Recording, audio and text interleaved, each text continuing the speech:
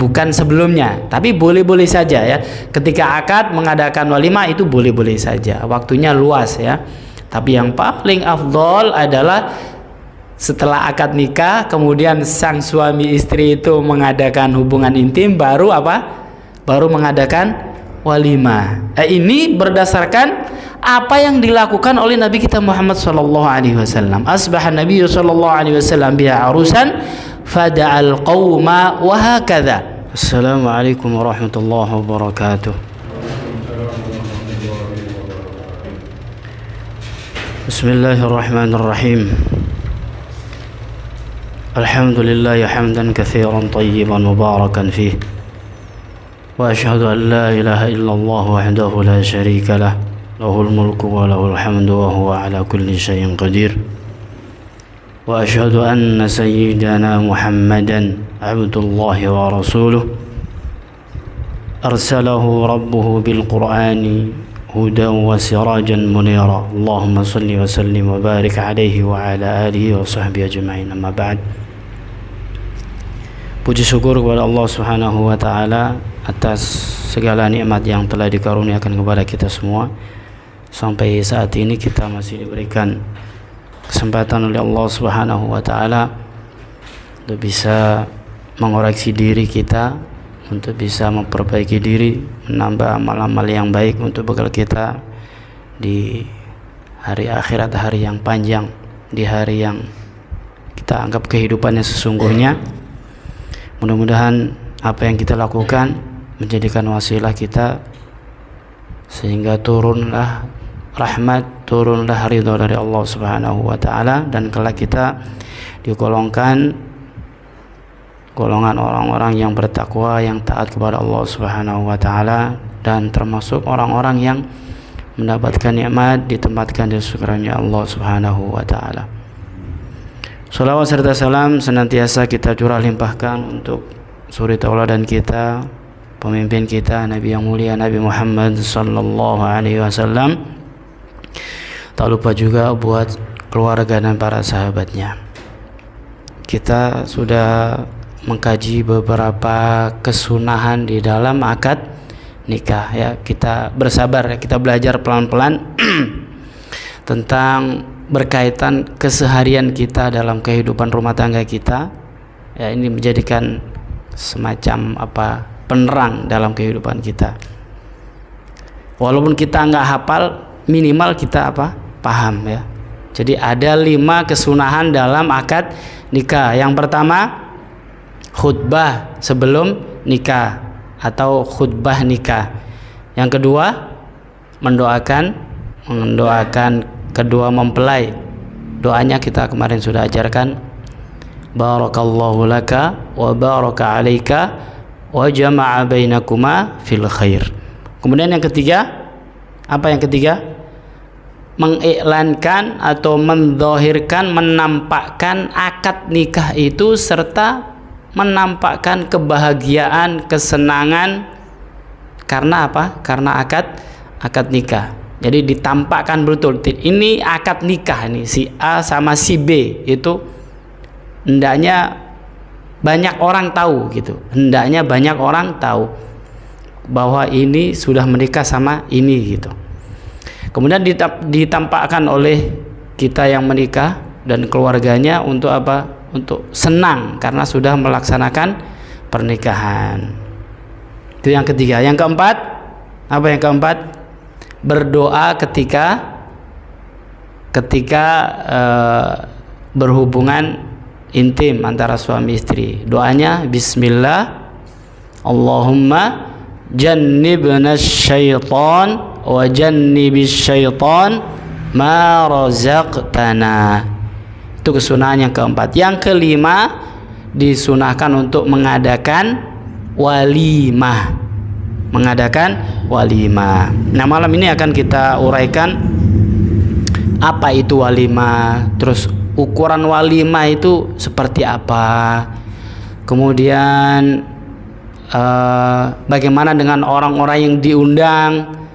Kemudian kita akan mencontoh dari Nabi kita Muhammad SAW ketika beliau menikah dengan istri-istri beliau, atau ketika beliau mengadakan walimah ketika menikahkan putri-putri beliau sallallahu alaihi wasallam. Baik, kita biar lebih memahami, kita awali dari apa itu yang namanya al-walimah. Ya, al-walimah tentu berasal dari bahasa Arab.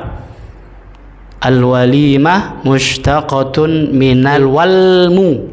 Al-walmu itu al-walimah.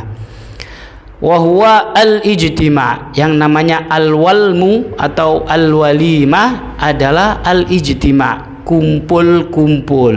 Oh, walimah itu kumpul-kumpul. Orang Jawa bilang, mohon maaf ini, di Jawa itu ada istilah mangan ora mangan sing penting ngumpul gitu maksudnya.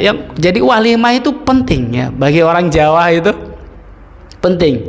Ya, ini ternyata dianjurkan ya oleh agama kita, itu dianjurkan ya al-walimah, terutama di dalam berkaitan dengan pernikahan. Nah, nanti ada beberapa walimah ya. Walimah itu ada yang kita kenal, yang dianjurkan itu walimah untuk pengantin ya, namanya walimatul urs.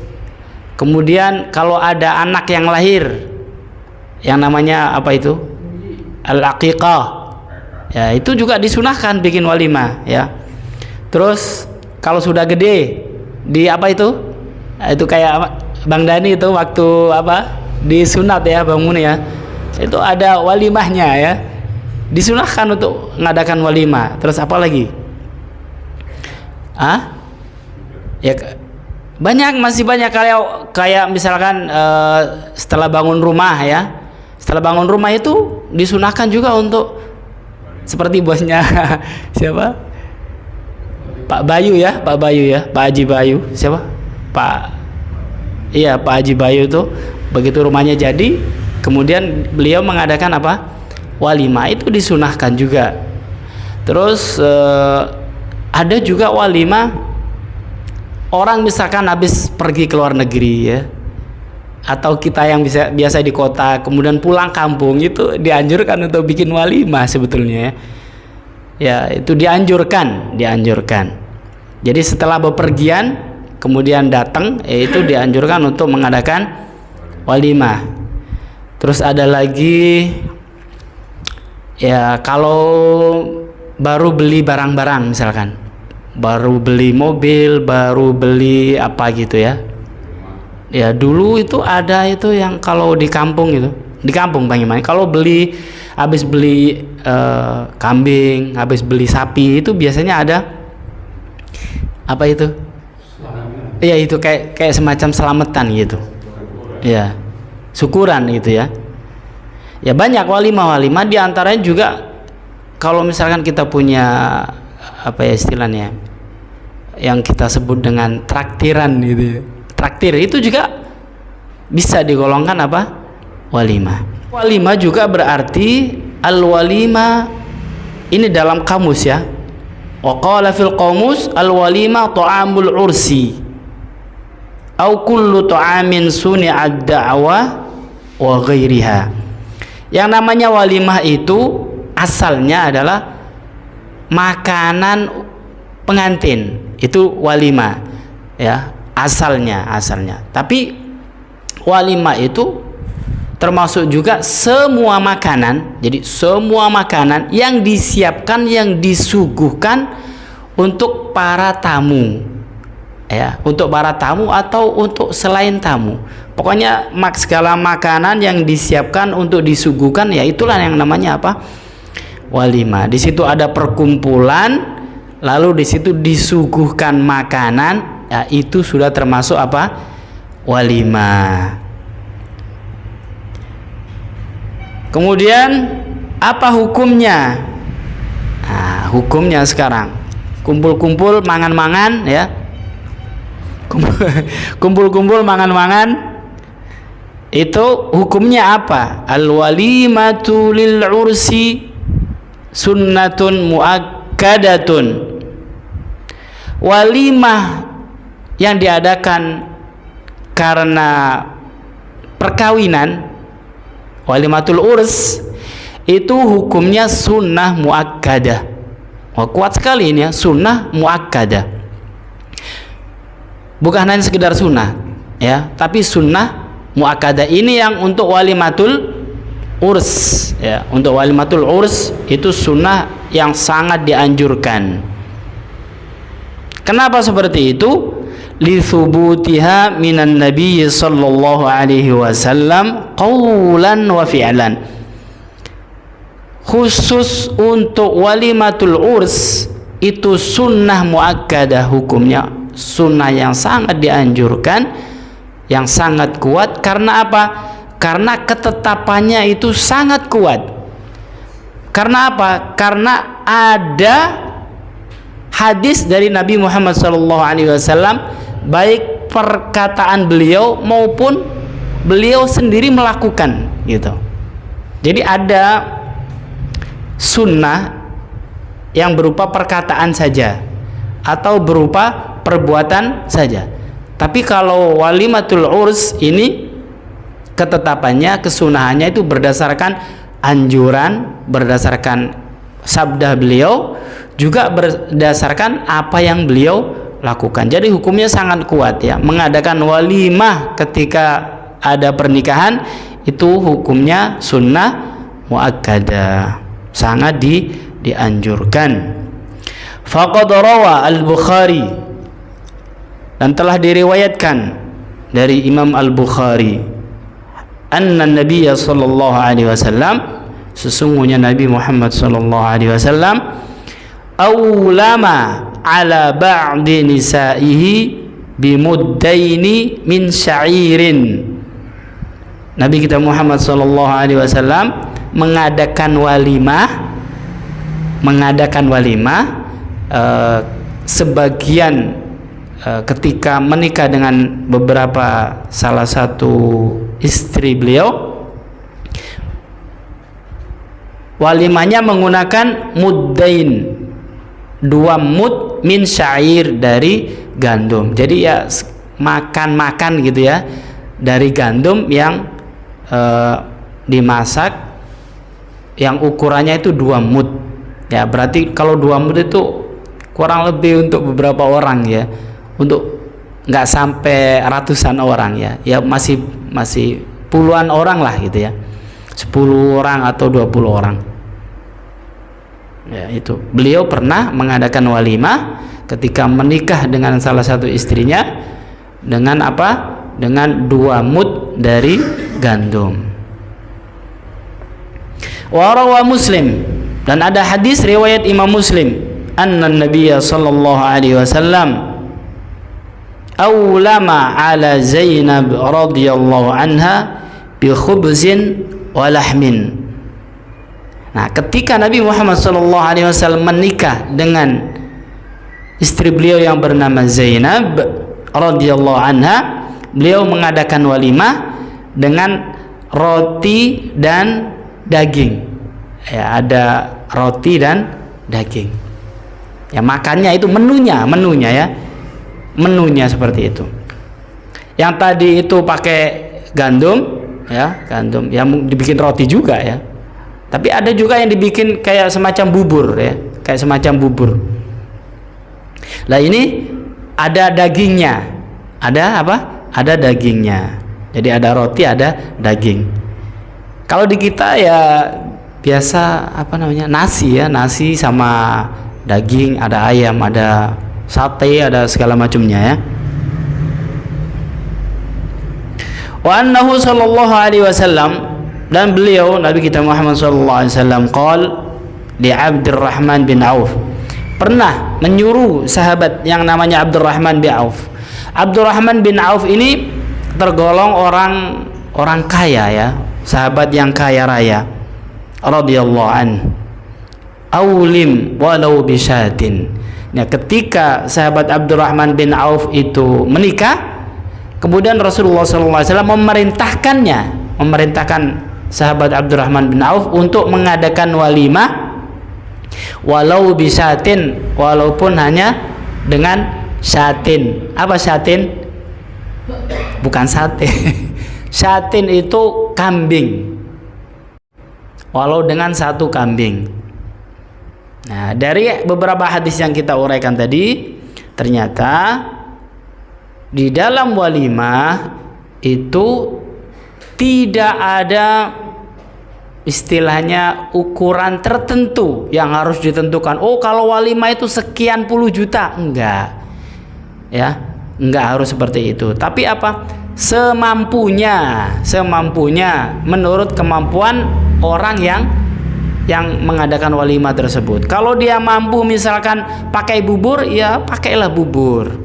Kalau dia mampunya pakai sate, ya silakan pakai sate. Mampunya pakai apa itu? Kambing guling, ya itu itu lebih bagus ya. Ya, itu dianjurkan. Yang penting mengadakan apa? Walimah, kumpul-kumpul, lalu di situ disuguhkan apa? Makanan. Itulah yang namanya walimah.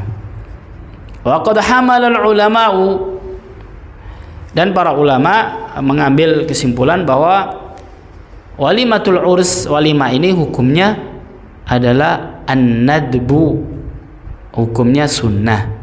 Ya, tadi itu ya, sunnah muakkad, sunnah yang sangat dikuatkan untuk bisa untuk bisa dilaksanakan. Wa aqallul walimah al-musiri satun, wa aqallul walimati lil musiri syatun. Bagi orang yang mampu setidaknya kalau mengadakan walimah itu 1 kambing. Itu setidaknya bagi yang mampu. Kalau pakai 3 kambing, 4 kambing, ya lebih baik ya, lebih bagus. Wala hadda li aktsaraha, dan tidak ada ukuran berapa banyaknya. Tidak ada ukuran harus sekian juta, enggak ya. 500 juta, 1 miliar, enggak harus ya. Wa ma qudira alaihi min at-ta'am wa li ghairihi ma qudira alaihi minat ta'am. Yang penting menurut kemampuannya dari makanan yang dia miliki. Kalau misalkan punya bubur, ya pakai bubur. Kalau punya daging, ya silakan pakai daging. Nah, sekarang kapan waktunya yang pas? Waktu mengadakan walimatul urs yang pas ini ya.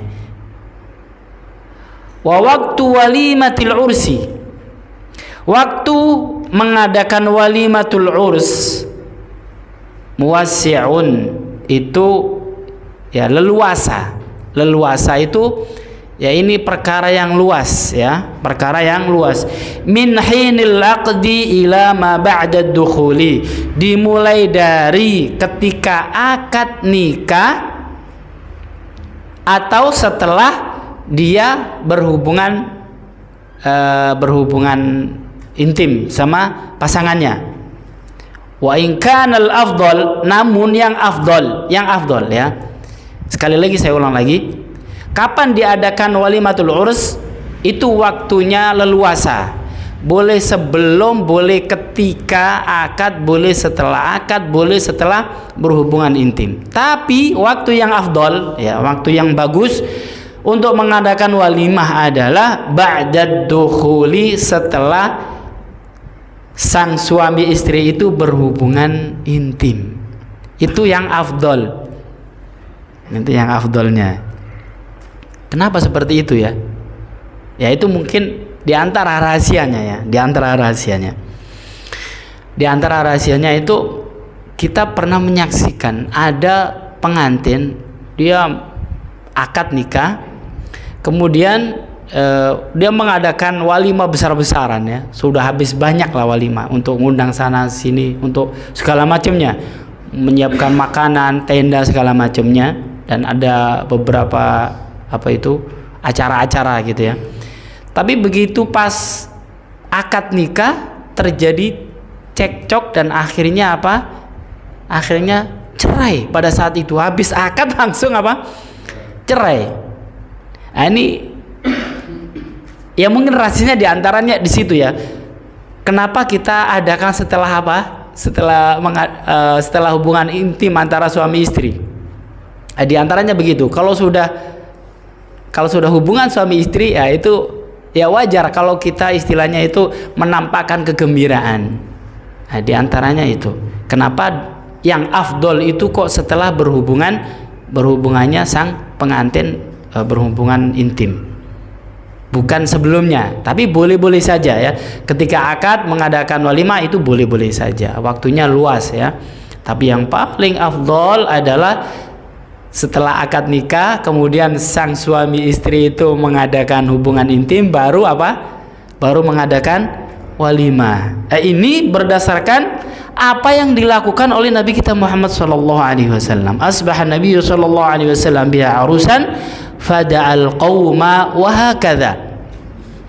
Nabi kita Muhammad sallallahu alaihi wasallam juga melakukan seperti itu. Jadi ketika beliau menikah, akad nikah, kemudian malamnya sudah berhubungan suami istri, kemudian paginya beliau manggil beberapa orang gitu ya, untuk yaitu untuk mengadakan walimah ya, untuk makan-makan. Wahakadha, dan kemudian seperti ini ya, itu yang dilakukan oleh Nabi kita Muhammad sallallahu alaihi wasallam. Tapi sekali lagi, dalam hal ini, dalam waktu mengadakan walimah itu sangat luas. Boleh ya, boleh, walaupun sebelum berhubungan intim antara suami istri itu mengadakan walimah, boleh saja. Hikmatu tasyri'il walimah, ada hikmah kenapa kita diperintahkan untuk mengadakan walimah. Wa hikmatu tasyri'i walimatil ursi syukrullahi azza wa jalla ala ma ufiqa bihi minaz zawad. Kita diperintahkan untuk mengadakan walimah itu adalah bentuk syukur kepada Allah Subhanahu wa taala yang telah memberikan kemampuan untuk bisa menikah. Bisa menikah itu perkara yang kalau nggak ada pertolongan dari Allah Subhanahu wa taala nggak bisa. Bukan hanya sekedar wah saya belum mampu, orang nikah itu kan mampu. Enggak, banyak orang yang mampu belum ketemu jodohnya. Ada yang jodohnya sudah ada tapi nggak mampu ya. Makanya orang yang sudah menikah itu merupakan taufik ya, pertolongan dari Allah Subhanahu wa taala yang patut disyukuri. Nah, bentuk syukur itu diaplikasikan dengan kumpul-kumpul dan memberikan makan-makan gitu ya. Wa ijma'un nasi alaihi, dan mengumpulkan beberapa orang. Haitsu inna hadzal ijtima' yad'u ila tahabbi wa ta'alluf, karena kumpul-kumpul makan itu bisa menumbuhkan rasa cinta, rasa belas kasih antar sesama. Kita kalau diundang makan juga kita otomatis ya, kita bisa tumbuh rasa suka, rasa sayang ya sama orang yang ngundang tersebut. Wa idharuz zawaji minas sirriyati ilal alaniyah, dan juga yang makan-makan mengadakan walimah itu tujuannya diantaranya adalah untuk menampakkan bahwa ini akad resmi, akad nikah resmi, bukan kumpul kebo. Nah, itu rasanya belum pernah terjadi sepasang kumpul kebo terus dia mengadakan walimah, kayaknya belum ada ya. Nah, itu bedanya ya. Kalau nikahnya itu resmi, dia akan dengan senang hati untuk mengadakan walimah. Tapi kalau kumpul kebo kayaknya nggak ada ya, mereka pasti itu ngumpet-ngumpet ya.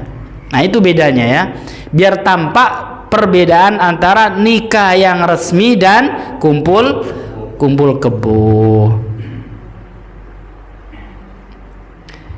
Sekarang kita akan bicara tentang hukum mendatangi undangan akad nikah.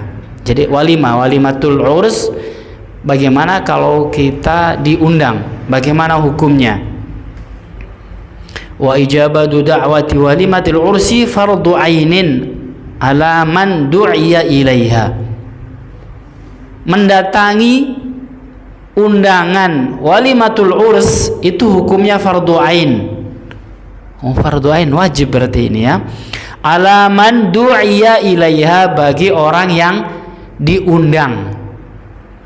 Jadi kalau ada orang yang diundang ke walimatul urs, hukumnya wajib datang. Ini datangnya ya, datangnya itu wajib bagi orang yang diundang. Kalau nggak diundang, ya nggak boleh datang. Mau nggak diundang ya, jangan.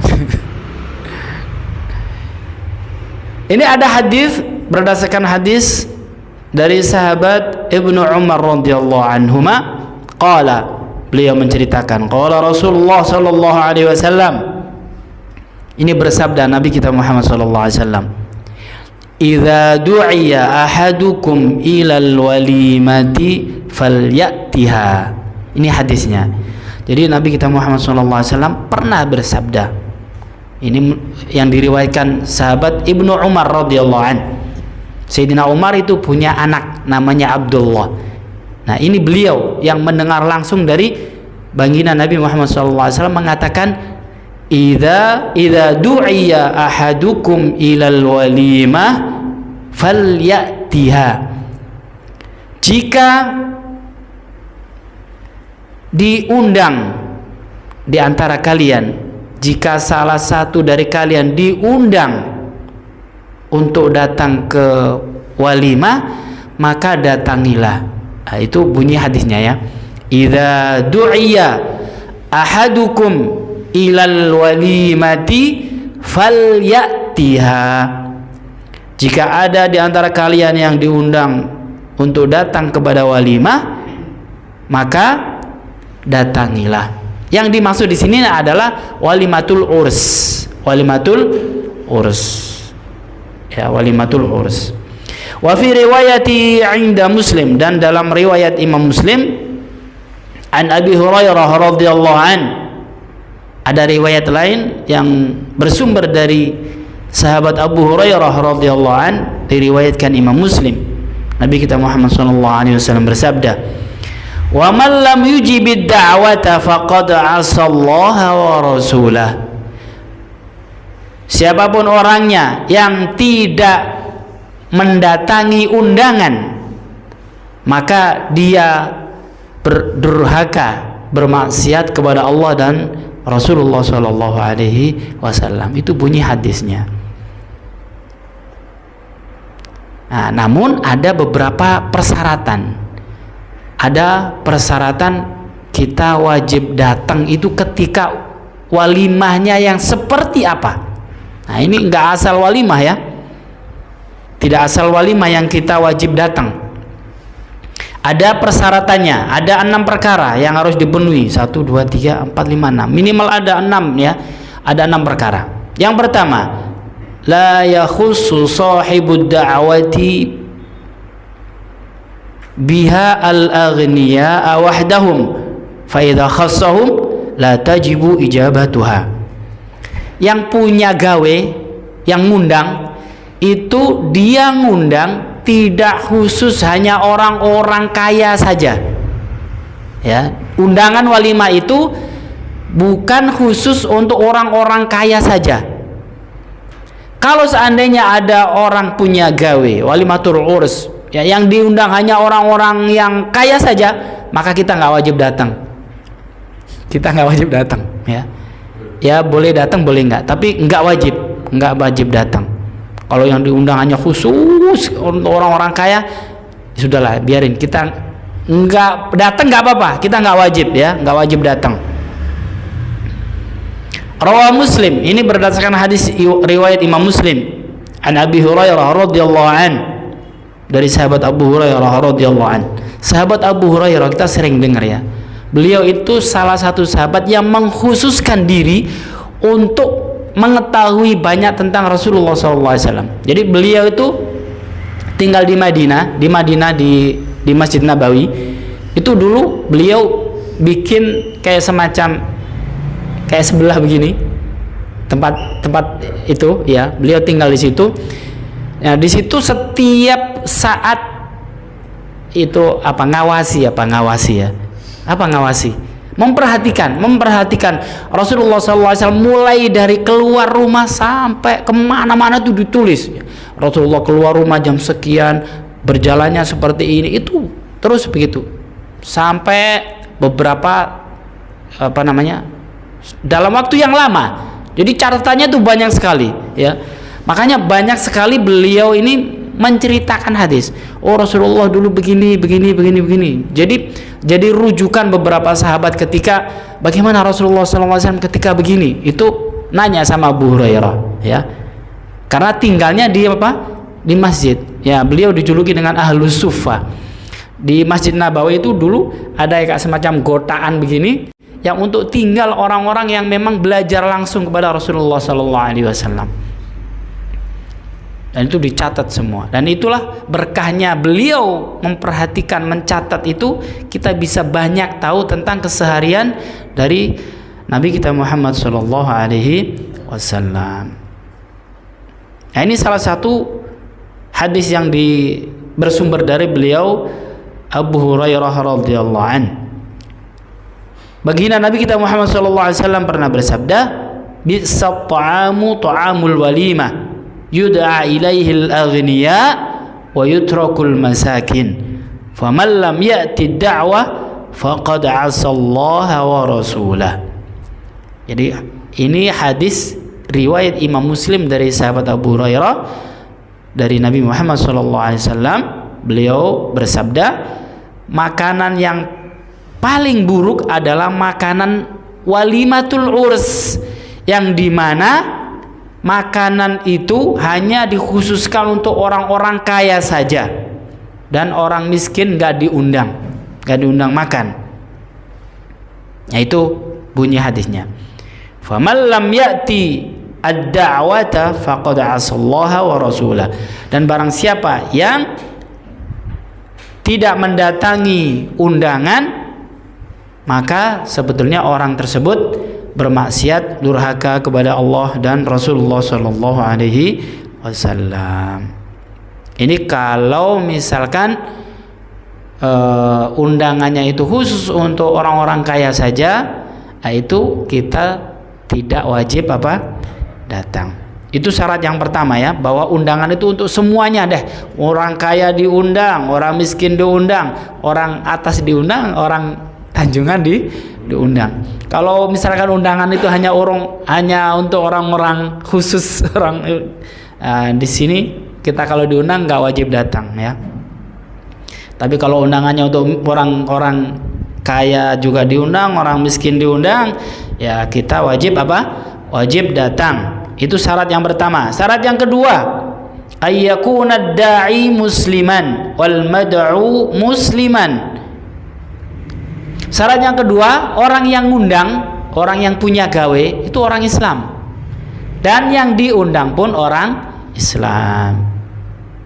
Jadi kalau kita diundang sama orang bukan orang Islam, kita nggak wajib datang, nggak wajib datang.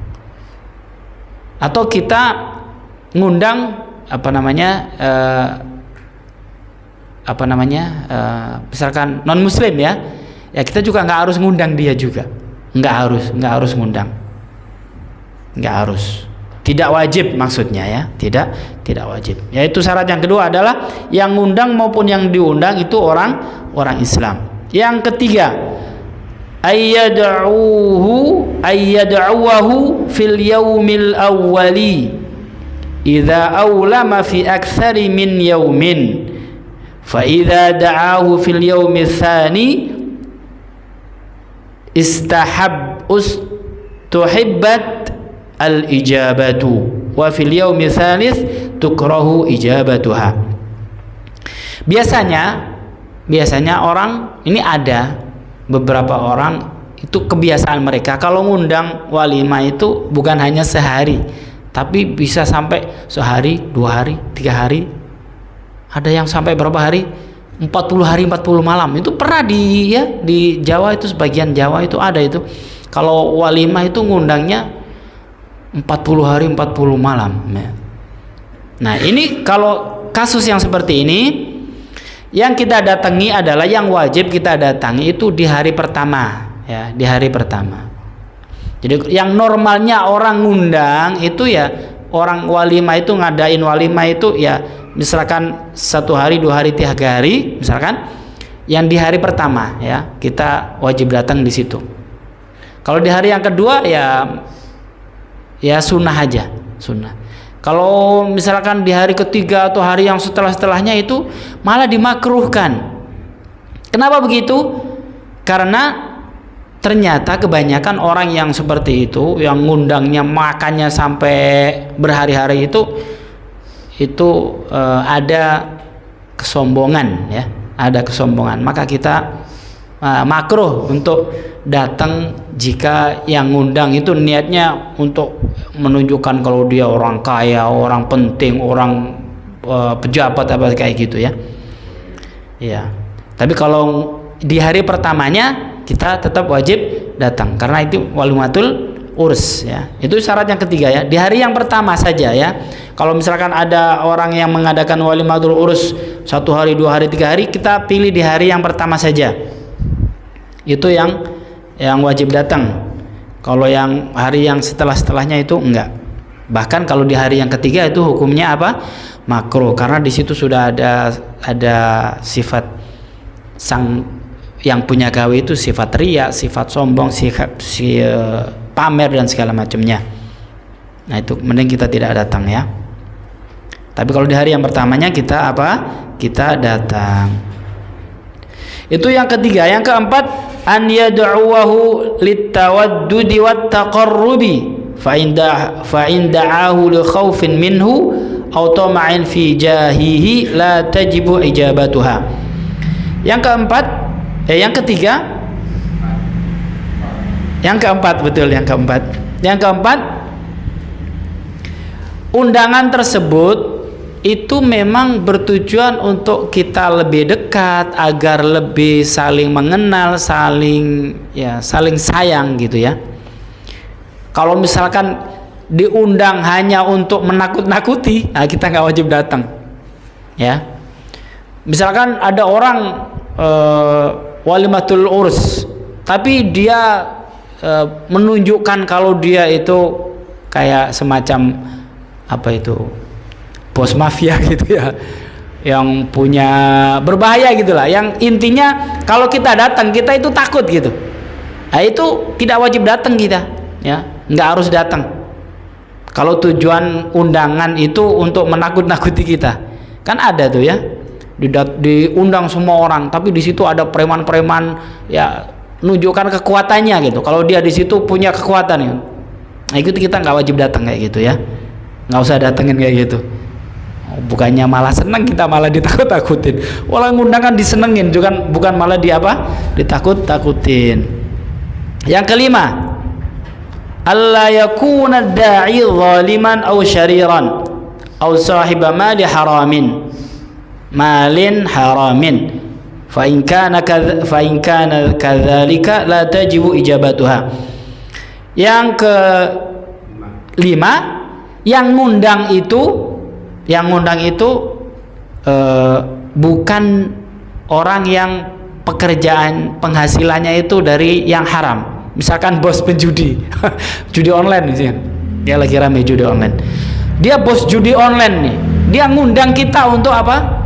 Makan. Kita nggak wajib datang karena kita tahu penghasilannya dia dari apa? Dari judi gitu, atau yang lainnya lah ya, atau yang lainnya. Itu kita nggak wajib datang ya. Tapi kalau misalkan dari orang baik-baik, oh dia punya usaha, dia kerja, oh dia penghasilannya dari jual lele, dari jual bensin, itu halal ya, kita wajib datang kalau diundang untuk walimatul urs. Yang keberapa sekarang? Yang keenam, alla yakuna hunaka munkirun ka khamrin wa ikhtilati bainir rijali wan nisa aw suwari insanin aw hayawanin mu'allaqatun 'alal judran. Yang keenam, di dalam walimah itu tidak ada kemungkaran, tidak ada kemungkaran. Ini sepertinya pernah disampaikan sama guru kita Ustaz Hidayatullah. Bahkan beliau pernah memberikan pernyataan, kalau ngundang saya di situ ada dangdutan, ada yang buka-bukaan aurat, itu saya nggak mau datang gitu ya, kalau nggak salah ya, karena di situ ada kemungkaran. Nah, kalau di situ ada kemungkaran, kita nggak wajib datang. Ya. Kalau dia misalkan walimatul urus, tapi acaranya di situ diselingi ada minum-minum, ya minum-minum. Ini sekali lagi di daerah sana itu dulu sering gitu ya. Kalau ada walimah itu bagaimana? Pakai itu apa? Dibuat judi ya, dibuat judi sama minum-minuman. La haula wala quwwata. Oh, sama juga dulu. Tapi alhamdulillah sekarang sudah nggak ada, sekarang sudah hilang. Sekarang orang sudah pada belajar agama, sudah pada banyak tahu. Oh, ternyata itu tidak diperbolehkan. Dan alhamdulillah keadaan kita sudah, Indonesia ini sudah membaik ya, baik di kampung maupun di kota-kota besar keadaannya sudah semakin baik. Nah, alhamdulillah kita punya presiden dan wakil presiden baru ya. Bagaimanapun juga kita tetap husnudzon, kita berharap kita minta sama Allah Subhanahu wa taala untuk memberikan pertolongan kepada mereka, para pemimpin kita, untuk bisa amanah dalam menjalankan amanah. Kita wajib untuk mendoakan mereka ya. Walaupun nantinya mereka melenceng ya, tapi tetap kita taat selama mereka memegang teguh kepada amanah ya. Tahun lalu kayaknya kita nggak milih ini ya, tapi mereka menang ya. Mau nggak mau kita harus menghormati ya. Bagaimanapun juga mereka adalah pemimpin kita, presiden, wakil presiden kita, yang wajib kita wajib kita hormati dan wajib kita taati dan wajib kita doakan. Semoga mereka semua selalu diberikan tuntunan oleh Allah Subhanahu wa taala, diberikan kekuatan untuk bisa menjalankan amanah dengan baik. Sudah azan. Sebetulnya ada yang ini masalah makan, dikit lagi ya, masalah makan. Tadi itu kan kita wajib datangnya. Nah, kalau masalah makan di walimah itu tidak harus ya, tidak harus. Memang ada pendapat yang mewajibkan, kalau diundang itu wajib makan. Memang ada yang mewajibkan untuk walimatul urs, tapi itu tidak yang kuat, pendapat yang kuat itu tidak wajib. Kalau misalkan dia mau makan silakan makan, kalau nggak mau juga nggak apa-apa. Tapi yang afdol, yang bagus memang makan. Kalau diundang walimatul urus, upayakan makan. Nah, bagaimana kalau keadaan berpuasa? Kalau keadaan berpuasa, maka orang yang berpuasa tadi itu tetap wajib datang, tapi yang namanya berpuasa ya berarti dia boleh melanjutkan puasanya, juga boleh membatalkan puasanya. Kalau dia meneruskan puasanya, dia dianjurkan untuk berdoa untuk yang punya gawe tersebut agar diberikan keberkahan. Kalau misalkan dia pengen membatalkan puasanya karena puasa sunnah, maka boleh dia makan. Kalau dia puasa wajib, itu yang dia harus meneruskan puasa wajibnya. Terus kemudian ada satu lagi, ini tambahan, di dalam walimatul urs itu diperbolehkan untuk nyawer. Ya, kalau di adat kita kayaknya nggak ada ya. Jadi pengantin itu boleh disawer ya, boleh dikasih uang gitu ya. Dan itu boleh diambil uangnya. Kalau ada yang nyawer boleh diambil. Tapi yang aula, yang lebih utama adalah tidak nyawer. Tapi diperbolehkan saja. Kalau ada orang nikah boleh disawer pakai uang, tapi yang lebih aula, yang lebih tepat, yang lebih bagus adalah tidak perlu disawer. Ini wallahu a'lam, mudah-mudahan yang sedikit ini bermanfaat buat kita semua. Karena waktunya sudah habis, baik kita lanjutkan lagi insyaallah di bab yang lain untuk selasa depan. Mudah-mudahan kita semua dalam lindungan Allah Subhanahu wa taala, diberikan umur panjang, diberikan keberkahan dalam umur kita, keluarga kita, juga masyarakat kita. Amin Allahumma amin. Wa'fu anna ya karim waghfir lana ya rahim ya arhamar rahimin, arhamna bi rahmatikal wasi'ah. Da'wahum fiha subhanakallahumma wa tahiyyatuhum fiha salam wa akhiru da'wahum alhamdulillahi rabbil alamin. Wassalamu alaikum warahmatullahi wabarakatuh.